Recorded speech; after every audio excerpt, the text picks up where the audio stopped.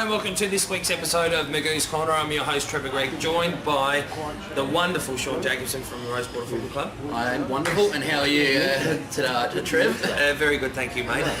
This week clocked over 50,000 views on YouTube. Yeah, it's a few people there. And on the Google counter. It's a fantastic achievement. It's been run pretty well. But don't give them too much credit. No, we can't. It's been run shit house. So we thank our sponsors. We thank the Portland Hotel for their hospitality, and make sure that you subscribe to the SA Footballer magazine so you can continue to get all of these videos, mostly the bloopers. But it's really good for local footy. So we're going to have a look now at Division 3 reserves after 5 rounds, and the ladder, surprising. Mitcham on top, with Flinders Park also at 5-0. Yeah, and they look like there's belting everybody. Healthy percentage of both of them. Not many scores kicked against them, and they've kicked plenty, it seems. Yeah, I mean, when you have a look, they've only had 162 points kicked against them in 5 rounds. That's a good effort. Yeah, and it looks like that the whole way through DVT, probably looking at the ladder and the percentages, pretty healthy. But then I've just looked at the bottom. we just looked at Kilburn, which we'll talk about them after. Now, Walkerville and Pembroke sitting on 4 and 1. Interesting thing about Walkerville, they've had their oval redone. Yes, that's right. Yeah. And they've just been on there for the past 2 weeks. And then all of a sudden, the caretaker just starts to throw a whole bunch of new grass in the middle, which is basically two different levels. So now they've got to find somewhere else to play footy this week and train. They'd be loving that again. It'll be similar to what you wouldn't mind just getting, you wouldn't mind just getting back to your oval and having a kick and a catch instead of playing away every week. Especially without the spoon drains out there. I think they played five away in a row. Yeah, pretty much. Which is but to be where they are at 4 and 1 is a fair effort, definitely. So we've got Golden Grove on 2 and 3 with Athelston and Jeps Cross. Now Jeps Cross, I thought that they would be a little bit lower this time of year with the year they had last year. Yeah, they're just like they've got Kilburn. Yeah, lucky they're there, and the same with Ramblers with 1 and 4. Plimpton 0 and 5 with 18%, and Kilburn, guys down there, 0 and 5. They've only scored 72 points for the year, 709 against, for 9.22%. Yeah, that's a cricket score right there. That is, you'd want that to be your economy rate, but unfortunately no. So they're first off the bank. They're first off. So let's have a look at that game. It was at Blair Athol Reserve, so home for the Chicks. Kilburn 3 goals to 20 to Mitcham. 23 goals, 14, 152. So a nice run out in the park for Mitcham. Oh yeah, that's an easy win. I'm actually surprised it wasn't by more with all the result, with the percentage and stuff. That's probably a third of the score that Kilburn's kicked for the year, and they played 5 games. So yeah. Do you think it's got anything to do with the fact that the fullback of the century, the man himself, is out? Hasn't been playing footy, so he can't get the other players up and about? I can tell you that, but they've always had a shocking B grade though, haven't they, Kilburn? Yeah, they have. I was trying to be a little bit nice to him. He's a big fella himself. I hope he's recovering. He works long hours, works on the weekend.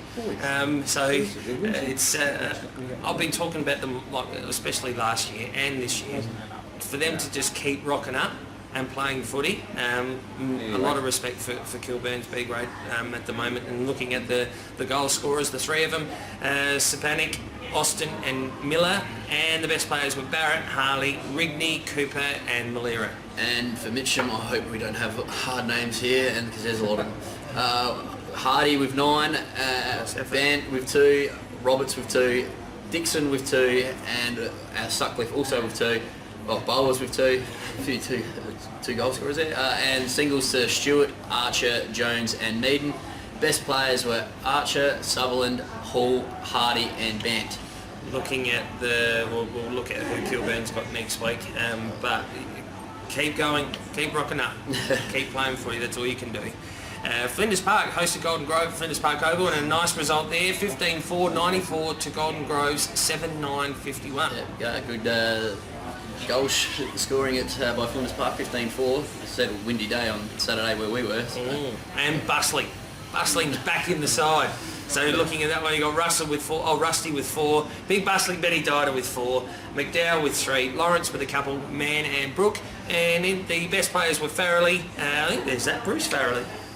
No, you're asking the wrong man. Abrahamson, McDowell, Big Benny Dida and Ford were the best players. And for Golden Grove, we had 2 to Good Old Lemon and singles to Gentlecore, Barnett, Boris, Shaw and Harris. And best players, good old Gentlecore got VOG, Harris, Buck, Mick Phillips, and even better, the good old Ploughman. Ploughman, Big Gentlecore. There are a couple of cracking names, all those ones. I wouldn't mind Ploughman. Yeah. Say that to a few birds on the Saturday night. What's your name? Ploughman, sweetheart. Moving on to the next one. Athelston hosted Jeps Cross at Max Amber Sportsfield, 12-7-79 to the Rams, 8-5-53. Yeah, easy, well not easy win Athelston, but a good one. Well, and you were saying before you were surprised Jeps Cross were doing as well as they had. Yes. And they got pretty close to Athelston. Were they sitting a bit higher up on the ladder? Yeah, they were. Yeah, Jeppies are sitting 8th, 7th. Yeah. 7th. Oh, yep. So that's a nice result, and always without fail. And they led. Looking at the play-by-play, they led them out of the blocks early too. Jeps Cross. They only went down by 4 goals, and they gave them a 4-goal head start at the start. Yeah, so that's it. Just 3/4 of footy. It's unfortunately not going to win you a game, but Athelston, without fail, never let me down. Goal by goal commentary, everything's in there, perfect, and I'd buy that person a beer if I could get out there. So looking at Athelston, I think you'll probably want me to do these ones. We've got Spagnaletti with 5, Davies with 3, Osborne with a couple, Divisio, Fabian with 1 each, Davies, Jonas, Bottrell, Baker and Spagnaletti were the best players. And for Jeps Cross, we had the goal kickers were Watts and Payne with 2, and also Sterling, and singles to the Prick. I think, and Robbie Gray it seems, and best players were Simcock, Dowling, Harding, Bald and Brooks.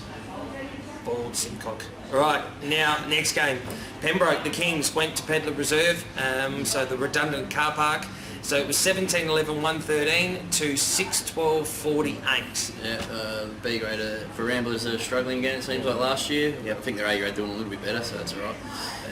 So looking at the Ramblers feast with a couple, same with Cavuto, Maritzi and Scapatera, Lund, Sajatovic, so the big Saj, Miller, Maritzi and Robinson, and there's been a couple of, I just wanted to see one bloke if he'd made it into the side. No, that was Jake Kalmar. Moved across from Portland, still owes me $200 for his fees. Whenever you're ready, pal. It's been 4 years. Good luck, man. And for Pembroke, we had their goal kickers were Taylor with 6, Bills with 5, Ingerson, Whiteman, Raz, Trutwin, Sivajenka, and more all singles. Best players were Bentley, Walsh, Whiteman, Taylor and Moore. Did quite well on that one. I'm very happy with myself. Last game of the round, Walkerville took the drive to Plimpton, and it was 5-6-36 Plimpton to Walkerville's 15-15, 105. Spanked them. Yeah, so you said that Walkerville not being on their oval, as we said earlier, for a little while. So this is a nice win away, since all they're doing is playing away. Yeah, and well, I don't think Plimpton have even won a game in the Bees this year at all. I think they're winless like Kilburn and Fremantle. Yeah, no wins from Plimpton at the moment. The Walkerville, Collins with 3, Dean, Toro, Giles and Zanka with 2, Miller, Warland, Lattice and Moore with 1 each. Best players were Dean, Lattice, Eisenberg, Cooper and Burr. And for Plimpton we had Rayner with 2 and singles to Midland, McGovern and Foote. And their best players were Wild, Heffernan, Midland, Foote and Bates. So let's have a look at the next round.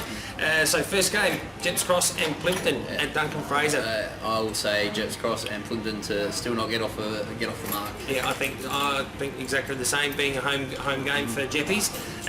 Golden Grove and Kilburn. Yeah. Oh, you'd say Kilburn or Smith. Are we? I'm only kidding there, Trev. Sorry. Are you going to have a stab at how much? Not being disrespectful to Kilburn. It'll be triple figures. 700 points from the audience. I mean, how many did Hayden hit against Zimbabwe one game? I think it'll be Golden Grove by 24 goals. Pembroke and Athelston at Haslam, the Oval of Tree. Athelston, I'll say for this one. Yeah, Athelston and I hope by plenty. Mitcham and Seaton Ramblers. Mitcham are top, aren't they? So yeah, Mitcham for me. And at the Thomas Farms Oval, another one that's sold off their name. For me, Mitcham by plenty, and Walkerville and Flinders Park. Second and third round here, so it should be a beauties. I'll go Flinders Park, I'll say. I think it'll be a very close game. Well, you say it there that it's not at Walkerville this week, remember? Yeah, so it's Walkerville Recreation somewhere. They don't know where they're going to play. They don't think the Oval will be ready, but the weather will certainly help them out with that. But for me, I'm going to go to the visitors in Flinders Park to get up there. So as I said earlier, make sure you have a chat to somebody at the club about having the game called live on radio by our commentary team. Very astute commentary team. They know everybody's names. They know the history about them, where they've come from, how they've come through the ranks and everything. So it's a great day. We thank our sponsors. We thank the Portland Hotel for their hospitality, and subscribe to the SA Footballer magazine, and we'll catch you again next week.